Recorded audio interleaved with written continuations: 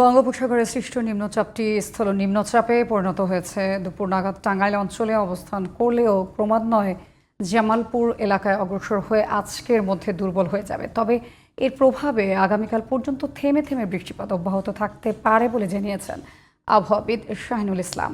আর মৌসুমি বায়ুর প্রভাবে সৃষ্ট বৃষ্টি 2 জুন পর্যন্ত অব্যাহত থাকতে পারে বলেও জানান তিনি। এদিকে বৃহস্পতিবারে ভারী বৃষ্টির কারণে রাজধানীতে সৃষ্টি হয়েছে জলাবদ্ধতা, ফলে দুর্ভোগে পড়েছেন নগরবাসী।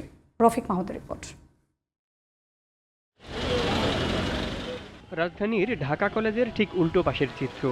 নিম্নচাপের কারণে সৃষ্ট বৃহস্পতিবারের ভারী বৃষ্টির পর তৈরি হয়েছে তীব্র জলাবদ্ধতা। ছুটির দিন হওয়ায় অফিস না থাকলেও ভোগান্তিতে পড়েছেন খেটে খাওয়া মানুষ।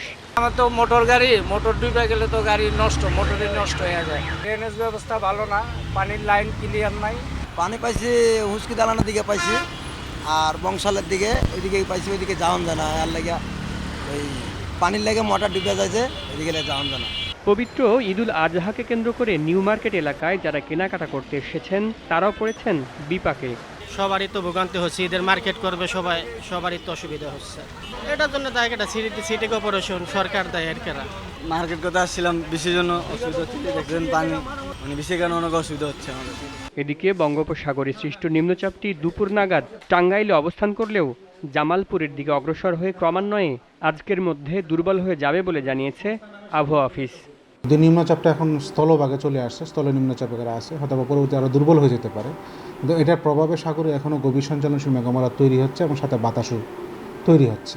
সুতরাং এই কারণে আজকে আমার যতটুকু সম্ভাবনা যে আজকে সিগন্যাল 3 নম্বর অথবা 3 নম্বরই থাকতে পারে, সিগন্যাল ডাউন করার তেমন একটা সম্ভাবনা নাই। অথবা আগামীকালকে দেখা যাবে সাগরে মেঘ তৈরি হলেও বাতাসের পরিমাণটা কমে আসতে পারে।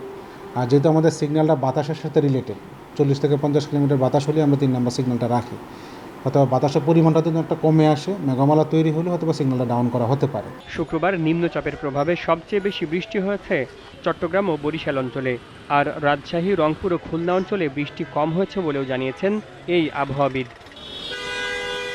Rafiq Mahmud, GTV news, Dhaka.